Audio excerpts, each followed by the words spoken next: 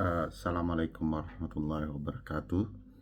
Eh, saya ingin bicara soal relasi pencalonan Wakil Presiden Gibran Rakabuming Raka dengan proses kepemiluan serta relasi dengan bantuan sosial yang menjadi bagian dari politik gentong babi, dan bagaimana tanggung jawab para menteri serta siapa yang memiliki wewenang dalam menyalurkan bantuan sosial. Uh, Mungkin ada baiknya kita mulai secara sederhana sehingga kedudukan uh, calon wakil presiden dan berbagai peran menteri dalam bantuan sosial menjadi terang benderang. Misalnya, kita perlu mengulas terlebih dahulu ada pemahaman yang cukup mendasar mengenai calon presiden dan calon wakil presiden. Misalnya, teman-teman, kita perlu baca satu persatu ketentuan pasal 6 Undang-Undang Dasar 1945. Saya ingin membacakan dan menjelaskan mengenai maksud pasal itu. Pasal 6 ayat 1 Undang-Undang Dasar 1945 menjelaskan bahwa calon presiden dan calon wakil presiden harus seorang warga negara Indonesia sejak kelahirannya dan tidak pernah menerima kewarganegaraan lain karena kehendaknya sendiri, tidak pernah mengkhianati negara, serta mampu secara rohani dan jasmani untuk melaksanakan tugas dan kewajiban sebagai presiden dan wakil presiden. Jadi, seorang calon presiden dan calon wakil presiden memiliki syarat konstitusional yang harus dia penuhi, bahwa dia harus WNI sejak kelahirannya, tidak pernah menerima kewarganegaraan lain karena kehendaknya sendiri. Jadi sepanjang kalau orang lain memberikan, dia masih diperkenankan, misalnya menjadi warga negara istimewa di negara tertentu, diperbolehkan gitu ya. Dan ada beberapa contoh, misalnya Pak Presiden Habibie ya, beliau adalah warga negara istimewa di Jerman kalau saya tidak salah, diperkenankan karena dia tidak permintaan dirinya sendiri. Pak Prabowo juga diperkenankan. Seingat saya beliau pernah menjadi warga negara istimewa di Yordania, dan itu bukan permintaan dia tetapi pemberian dari negara tersebut. Tidak pernah mengkhianati negara juga adalah hal yang penting. Apakah terminologi mengkhianati negara itu ini akan sangat luas ya. Bisa jadi dia bersekutu dengan negara lain untuk merugikan negaranya sendiri. Lalu bisa juga dia mengkhianati tujuan-tujuan bernegara, korupsi, kolusi, nepotisme, dan lain-lain sebagai bentuk pengkhianatannya terhadap tujuan bernegara. Tapi maknanya begitu luas. Mari kita ke yang lain. Serta mampu secara rohani dan jasmani. Pasal ini termasuk yang diperdebatkan ketika Presiden Abdurrahman Wahid maju untuk kedua kalinya dalam konteks pemilihan langsung, dan beliau terjegal dengan pemaknaan soal mampu secara rohani dan jasmani dalam proses pencalonan itu. Padahal sebenarnya pemaknaan mampu secara rohani dan jasmani bisa sangat luas ya. Apakah usia, pengalaman, dan lain-lain yang kemudian membantu dia melaksanakan tugas dan kewajiban sebagai presiden dan wakil presiden secara baik. Jadi apakah rohani dia mengalami penyakit, misalnya keguncangan, mudah marah, yang mungkin akan mempengaruhi seseorang dalam memimpin negara ke depannya. Jadi esensi pasal 6 ayat 1 Undang-Undang Dasar ini sangat-sangat luar biasa untuk mengawal maruah proses penyelenggaraan negara dari presiden dan seorang wakil presiden. Simak ketentuan pasal 6 ayat 2 ya, Undang-Undang Dasar. Ini juga menarik untuk dijelaskan dan juga menjelaskan kelalaian pembentuk undang-undang dalam memenuhi kewajiban Undang-Undang Dasar. Pasal 6 ayat 2 misalnya, dia menjelaskan mengenai syarat-syarat untuk menjadi presiden dan wakil presiden diatur lebih lanjut dengan undang-undang. Kata dengan disepakati oleh ilmuwan undang-undang, para pakar ilmu perundang-undangan, bahwa kata dengan bermakna untuk membentuk undang-undang itu secara khusus. Jadi harus ada undang-undang lembaga kepresidenan untuk menentukan syarat-syarat untuk menjadi presiden dan wakil presiden. Nah, sejauh ini undang-undang ini tidak ada, atau undang-undang yang setara dengan kehendak yang dimaksud pasal 6 ayat 2 tersebut. Tidak selalu namanya lembaga kepresidenan ya, tetapi sejauh ini tidak ada, sehingga seringkali politik membuat proses kepemiluan yang berkaitan dengan pencalonan presiden dan calon wakil presiden diinterpretasikan terlalu jauh, terlalu luas, jauh dari kehendak Undang-Undang Dasar. Simak juga ketentuan pasal 6 A Undang-Undang Dasar 1945 ya. Dijelaskan bahwa presiden dan wakil presiden dipilih dalam satu pasangan secara langsung oleh rakyat menurut pasal satunya. Jadi presiden dan wakil presiden dipilih secara langsung, maknanya pemilu langsung. Tidak boleh ada pemilu perwakilan. Jadi kalau ada yang mengatakan kita akan mengubah undang-undang dasar agar pemilihan langsung diganti, dia akan menabrak ketentuan pasal 6A ayat 1 Undang-Undang Dasar. Walaupun kita ketahui ada motif saat ini untuk berupaya mengubah Undang-Undang Dasar agar bisa dialihkan pemilu secara tidak langsung. Sekali lagi, ini pasal yang sangat-sangat penting untuk memperlihatkan kedaulatan rakyat dibandingkan kedaulatan partai politik atau elit politik. Nah, kalau disimak lagi ketentuan ini secara baik-baik ya, bahwa calon presiden dan calon wakil presiden diusulkan oleh partai politik atau gabungan partai politik peserta pemilihan umum sebelum pelaksanaan pemilihan umum. Pasal 6 ayat 2 ini sudah dirusak oleh ketentuan pasal 222 Undang-Undang Nomor 7 tahun 2017 tentang pemilu ya. Ya, karena motifnya sangat politis agar membatasi kita untuk memperoleh calon-calon presiden dan calon wakil presiden yang lebih banyak, sehingga kita punya alternatif pilihan. Dan tentu saja itu menguntungkan publik karena ada alternatif pilihan.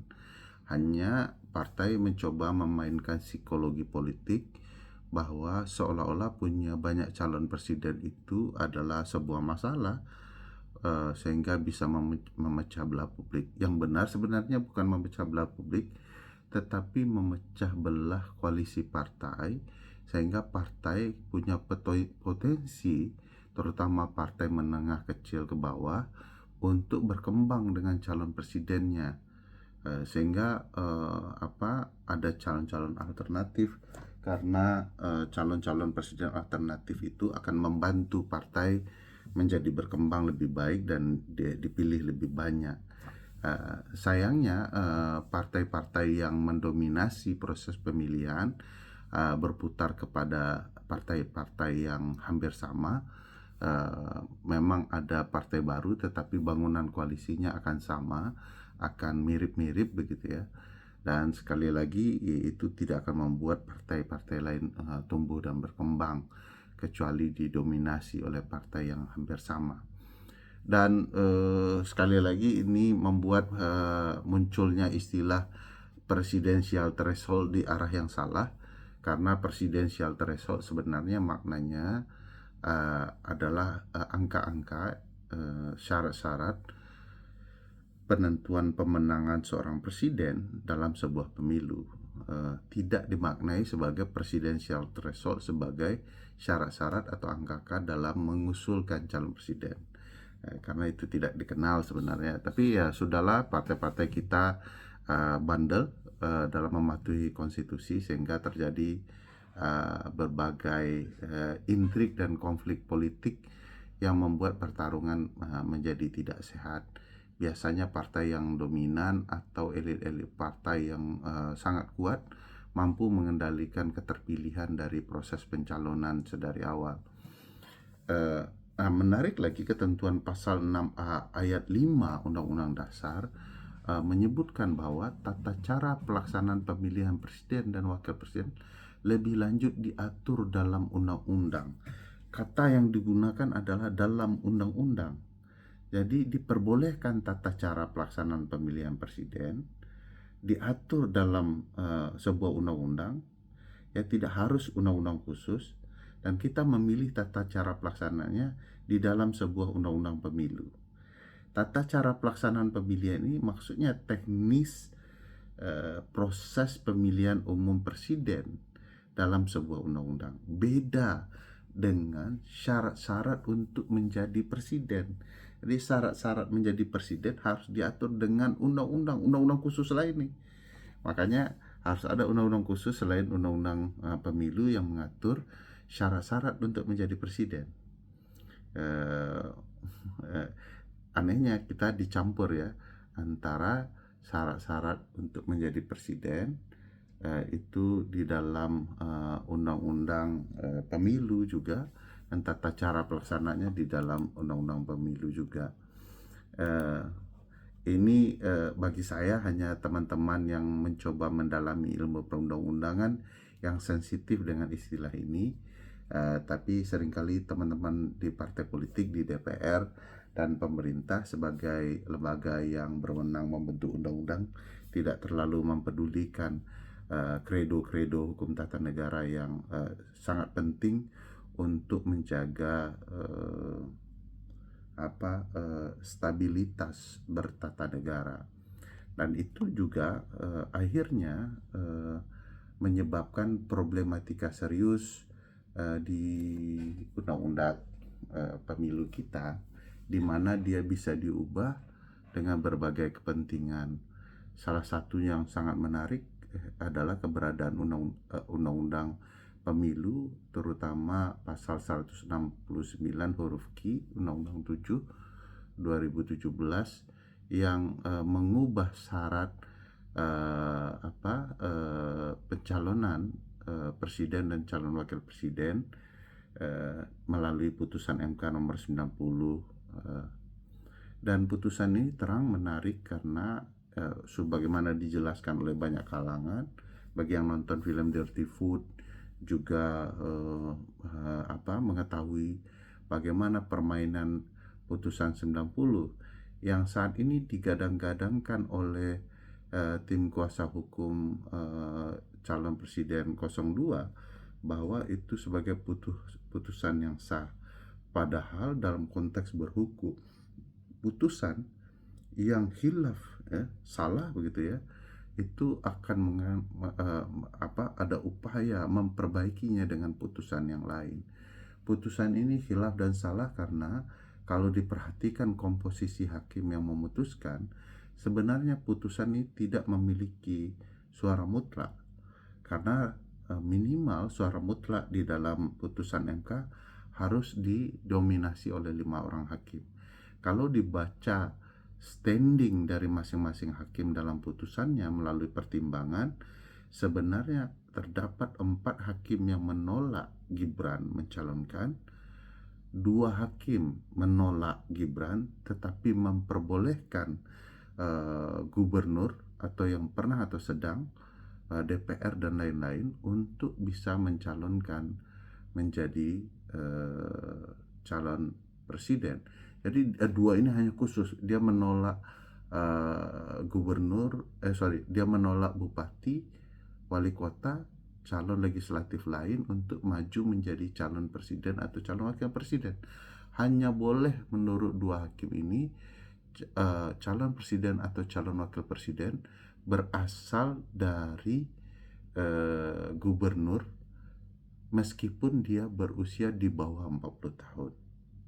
Jadi selain itu 4 menolak, 2 hanya memperbolehkan yang berpengalaman 40 tahun meskipun dia berusia di bawah 40 tahun, dan 3 memperbolehkan seluruh elected official untuk mencalonkan diri menjadi calon presiden dan calon wakil presiden meskipun dia berusia di bawah 40 tahun.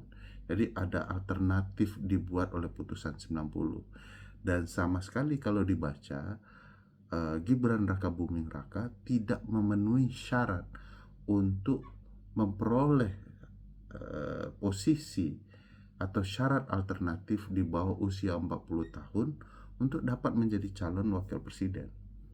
Nah, ini posisi putusan 90 ini kemudian terjadi kejanggalan karena amarnya memposisikan 3 orang dan 2 orang sebagai satu tim yang memperkenankan syarat alternatif maju menjadi calon wakil presiden yang diperoleh khusus oleh anak Pak Presiden Jokowi, yaitu Mas Gibran Rakabuming Raka. Di titik ini timbul sesuatu nuansa yang baru, bahwa proses pencalonan ini dirancang memperbolehkan atau memberikan karpet merah kepada anak presiden. Titik inilah kalau kita lihat akan timbul berbagai pelanggaran-pelanggaran hukum lainnya. Misalnya pengerahan para menteri, wakil menteri, pejabat gubernur untuk kemudian memenangkan anak presiden dalam kontestasi politik kepemiluan 2024 ini. Beberapa kejanggalan menarik, dan ini berkaitan dengan pemanggilan 4 menteri dalam sidang Mahkamah Konstitusi di hari Jumat ini. Pemanggilan itu menarik karena jika kita simak ketentuan Undang-Undang 39 tahun 2008 tentang Kementerian Negara, kita menemukan ketentuan pasal 3 yang menyebutkan begini: kementerian berada di bawah dan bertanggung jawab kepada presiden. Menteri-menteri dalam pergerakan di isu menyukseskan Mas Gibran, terutama di isu bansos, tetap adalah berada di bawah dan tanggung jawab presiden. Presidenlah yang kemudian yang memerintahkan menteri untuk bergerak, dan seluruh gerak para menteri itu harus dipertanggungjawabkan kepada presiden. Dalam artian, sebagaimana bunyi pasal 17 Undang-Undang Dasar 1945, ya, kalau disimak ketentuan pasal 17 Undang-Undang Dasar itu eksplisit menyebutkan bahwa presiden dibantu oleh menteri-menteri negara. Menteri-menteri negara menurut ayat 2-nya diangkat dan diberhentikan oleh presiden, dan setiap menteri membidangi urusan tertentu dalam pemerintahan. Jadi tidak bisa menteri ngerjain urusan menteri lain.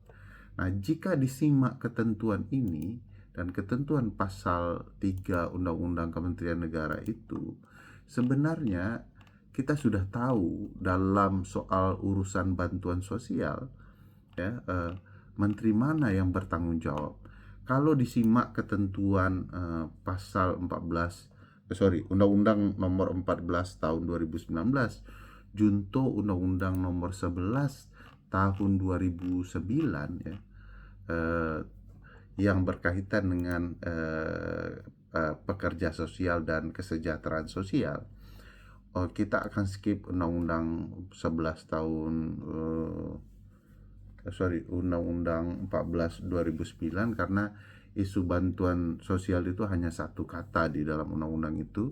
Sementara soal bantuan sosial di Undang-Undang kesejahteraan sosial, ya, Undang-Undang 11 tahun 2009, itu jauh lebih banyak. Misalnya pasal 14 ayat 2 menyebutkan perlindungan sosial, ya, dilaksanakan melalui bantuan sosial, advokasi sosial, dan bantuan hukum. Bantuan sosial yang dimaksud menurut pasal 15-nya adalah agar seseorang, keluarga, kelompok, atau masyarakat yang mengalami guncangan dan kerentanan sosial dapat tetap hidup secara wajar. Jadi motifnya sudah jelas, tujuannya sudah jelas soal konsep bantuan sosial ini, dan tanggung jawab pemerintah yang dipimpin oleh Presiden dalam menyelenggarakan kesejahteraan sosial menurut pasal 25 huruf D adalah memberikan bantuan sosial sebagai stimulan kepada masyarakat yang menyelenggarakan kesejahteraan sosial. Jadi menarik tujuan bantuan sosial sudah pasti bukan soal pemilu dan urusan politik, dan para menteri punya tugas khusus. Saya ingin menyimak, ya, bahwa kita mendapatkan pemahaman soal siapa yang bertanggung jawab dalam urusan teknis bantuan sosial ini. Disebutkan bahwa di dalam pasal 1 angka 15 bahwa menteri yang dimaksud dalam undang-undang itu adalah menteri yang membidangi urusan sosial. Jadi agak janggal kalau menteri seperti Pak Zulhas, Pak Erlangga, menteri-menteri lainnya kemudian ikut membantu tugas-tugas menteri sosial, karena itu bukan bidang urusannya. Jadi aneh kalau dia mengatakan ini adalah bukan upaya kampanye politik, tetapi ini adalah upaya untuk memberikan bantuan sosial. Sebab kalaupun mereka tulus memberikan bantuan sosial di tahun politik, waktu kampanye saat itu atau sebelum kampanye, dia tetap dipermasalahkan karena telah melakukan pelanggaran profesional yang berkaitan dengan Undang-Undang Kementerian Negara. Oleh karena itu, apa yang mereka lakukan sangat kuat motif politiknya dibandingkan menjalankan tugas-tugas Menteri Sosial, karena itu terlarang baik menurut Undang-Undang Dasar maupun menurut Undang-Undang Kementerian Negara. Nah, di titik itulah kemudian timbul sebagai pembantu presiden yang bertanggung jawab kepada presiden dan sebagai bawahan presiden menurut pasal 3 Undang-Undang Kementerian Negara, maka pada dasarnya apa yang dilakukan oleh para menteri mesti dipertanggungjawabkan presiden. Sehingga kalau ada kesalahan dalam menerapkan undang-undang, terutama undang-undang nomor 11 tahun 2009, undang-undang ini sebagian dihapus oleh undang-undang nomor 14 2019 itu, ya. Pada dasarnya, ya, tugas-tugas menteri sosial yang diambil alih oleh menteri-menteri lain atau lembaga negara lain itu adalah tugas-tugas yang melanggar konstitusi dan melanggar undang-undang Kementerian Negara serta melanggar undang-undang kesejahteraan sosial dan undang-undang pekerja sosial. Di titik inilah sebenarnya ada nuansa yang harus dipahami bahwa yang paling bertanggung jawab menurut konstitusi dan undang-undang terhadap kerja-kerja para menteri, termasuk kesalahan para menteri, harus dipertanggungjawabkan oleh presiden sebagai pemilik kuasa para menteri, sebagai yang menjadi pimpinan para menteri, sebagai quote and quote tuan dari para pembantunya menurut pasal 17 Undang-Undang Dasar, yaitu presiden harus bertanggung jawab. Presidenlah yang harus menjelaskan apa yang terjadi di lapangan di masa-masa politik dalam upaya pembagian bantuan sosial yang melibatkan para menteri demi atau dianggap oleh banyak kalangan demi untuk menguntungkan anaknya yang maju menjadi calon wakil presiden.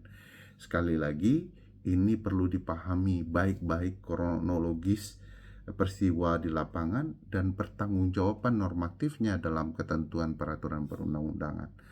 Teman-teman sekalian, saya tidak ingin kita semua menuding presiden dan para menteri yang melibatkan berbagai program negara untuk keuntungan anaknya tanpa dasar. Dan mudah-mudahan ini juga terbongkar dalam sidang Mahkamah Konstitusi, peran-peran seperti ini, penyimpangan-penyimpangan konstitusional ini, agar kita bernegara terus menjadi lebih baik. Dan ini tidak bicara satu keluarga, ini bicara soal Indonesia. Sekali lagi, terima kasih. Assalamualaikum.